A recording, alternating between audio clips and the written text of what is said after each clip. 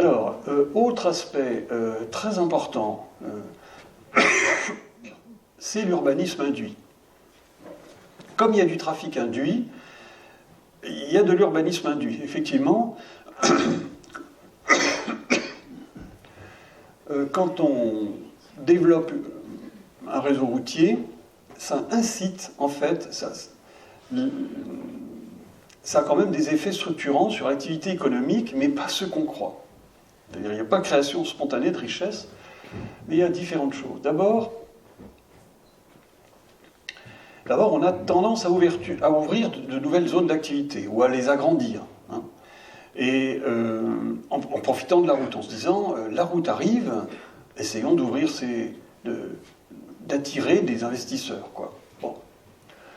Alors, le problème, c'est qu'on constate souvent un déménagement du territoire. Alors, ça a été très très bien étudié. Je me souviens, j'avais assisté à la présentation du résultat de cette étude, qui a eu lieu donc au début des années 2000, en 2006. L'A75, vous voyez, c'est cette autoroute qui part de Clermont-Ferrand, qui va jusqu'à Béziers, et qui traverse tout le Massif central. Bon.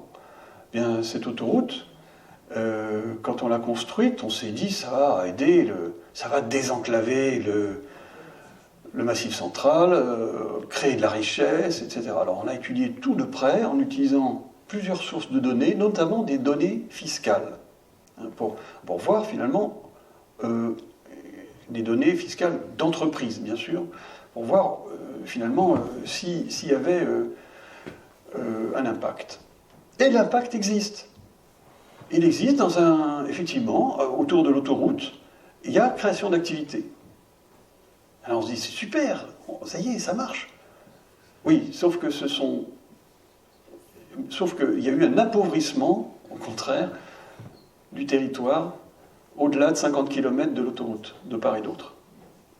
Autrement dit, une entreprise qui veut s'agrandir, par exemple, qui est à 50 km de l'autoroute, se dit je suis trop loin, si je veux m'agrandir, autant en profiter pour déménager dans une zone d'activité proche de l'autoroute. Et voilà, donc on a déménagé les activités et non pas créé de la richesse. Et ça a été très très clairement précisé pour l'A75. L'A75, comme elle est assez isolée, on peut comme ça trouver un impact, enfin calculer un impact précis de cette autoroute.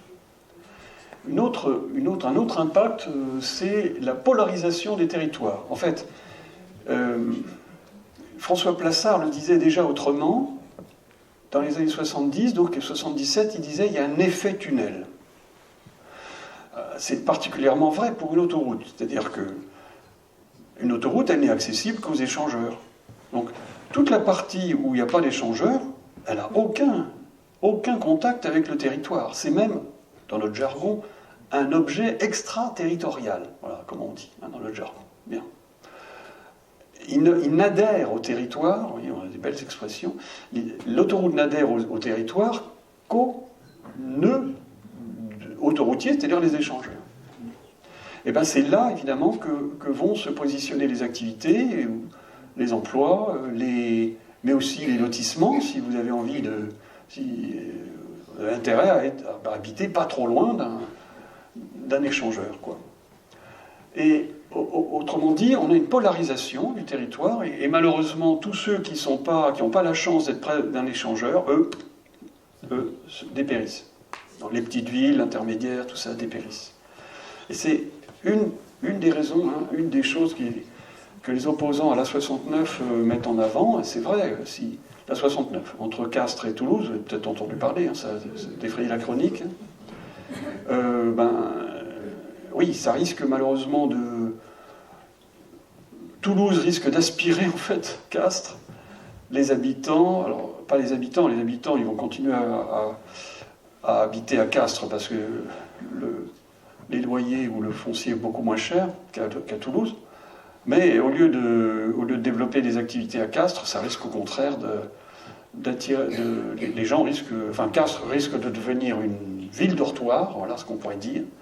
Et Toulouse en profitera pour se métropoliser encore un peu plus.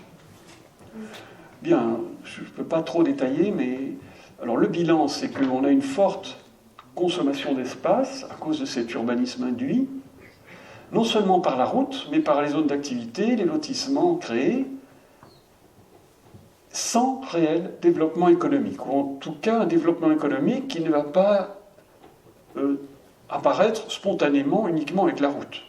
Donc je ne dis pas qu'il n'y a pas de développement économique, je dis que ce développement économique ne sera pas provoqué par la route, mais plutôt par des mesures d'accompagnement. Bon, la route n'ayant pas grand-chose à voir là-dedans.